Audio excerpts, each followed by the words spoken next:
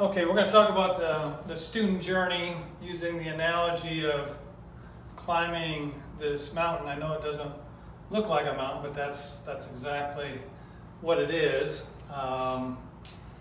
So when people start learning to play the game of golf, we get students coming in here from all parts of the country, all parts of the world, all with different skill sets.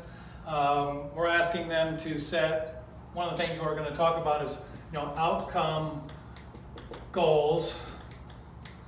And for a lot of our students, I've read these. They say they want to win 2 green jackets. They want to win the Open. Things like that. That could be an outcome goal way in the future.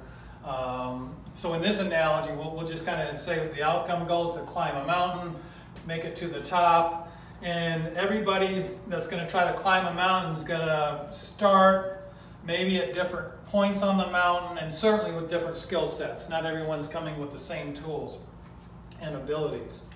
Okay, so in this example, we got the outcome goals. What we want is we want people to start their journey up the mountain and kind of keep track of what's happening. And like I said, it doesn't really matter where you start. There's probably better places to start on the mountain and more difficult places to start on the mountain. But wherever you start working on your journey, you start climbing the mountain, and then what will eventually happen is you're going to get lost, you're going to get stuck, and you're not going to know what to do. Okay, so it's the job of the coach to be able to help the student with the journey. And to do that, we should set what I would say common, milestones, or another word would be, performance goals. Okay, so if we have a performance goal, like, I don't know, maybe hitting 10 greens in regulation, something like that. That could be a performance goal where we can measure to see how they're doing.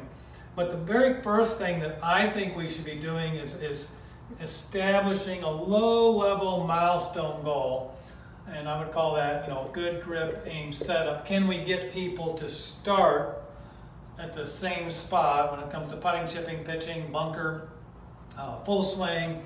And do they really understand what that milestone is, what that particular expectation is? So what will happen is if a player starts to climb the mountain, they get to a point where they've been able to set up to the golf ball properly, hold the club properly, whatever the case may be, they get lost on their journey. Well, guess what?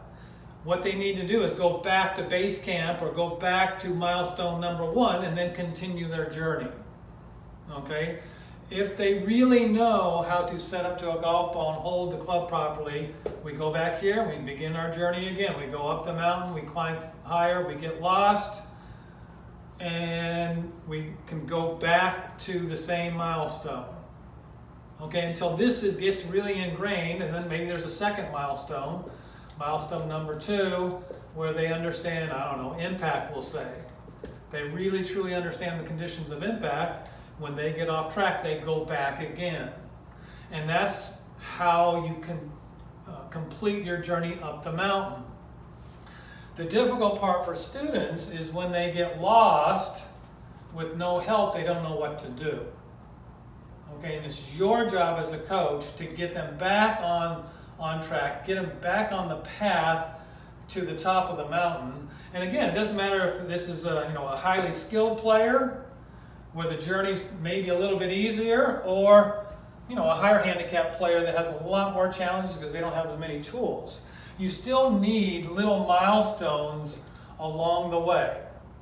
Okay, and they should be similar milestones, but again, depends on the tools that they have. It depends on their motivation, it depends on their abilities, their innate abilities, and you, the coach, you have to be able to discern the A, the B, the C player and help them on their journey. Okay, that's one of the most important aspects of being a really quality coach, is to be able to understand this piece and get them up the mountain. Okay, thanks.